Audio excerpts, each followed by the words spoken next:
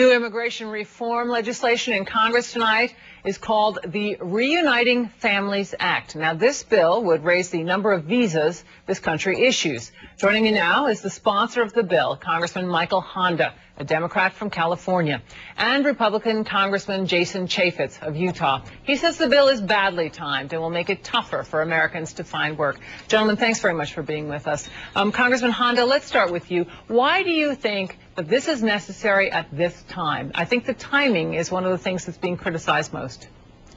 Well, this is a bill that addresses the request of citizens and those who are legal permanent residents here requesting through the visa process reunification of their spouse or other family members. And so doing that now will give us a good head of steam so that this can move right into the entire debate on comprehensive immigration reform. I think that it's an important time. It needs to start with a good head of steam, and to get behind it, organizations that are well respected and well liked. All right, Congressman Chaffetz, your reply to that? Well, my concern is that while the current immigration process is highly immoral, we need reform. What this bill does is, by the hundreds of thousands of people, brings more people into the United States at the very time good, hardworking Americans are having a hard time finding jobs.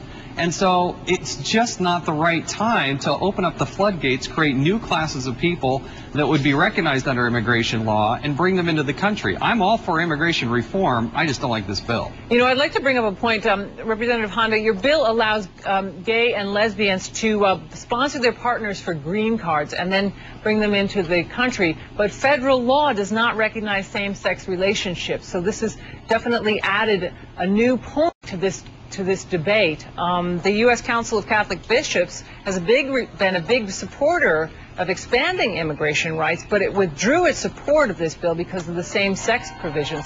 What do you have to say about that? Well, they termed this as same-sex marriage, and this is not same-sex marriage. This is recognizing states that already have laws that allow same-sex partners, and those are lawful in certain states, and countries that recognize that also. So this allows those who are committed to each other and they fit the categories and the word of the letter of the law to be part of the entire folks who want to apply for the reunification of families. So when we say this is a reunifying families, it's for all families, and all means everyone who are here legally and who will be following the laws. So it's nothing about the undocumented, or it doesn't add anything to the population, because all we're doing is bringing in members of the families who are here already.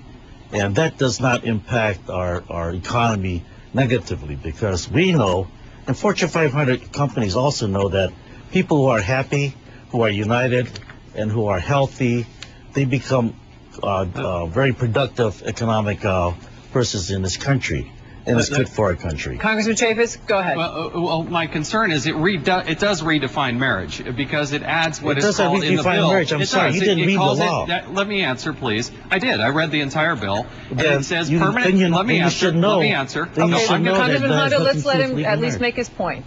It says permanent partners.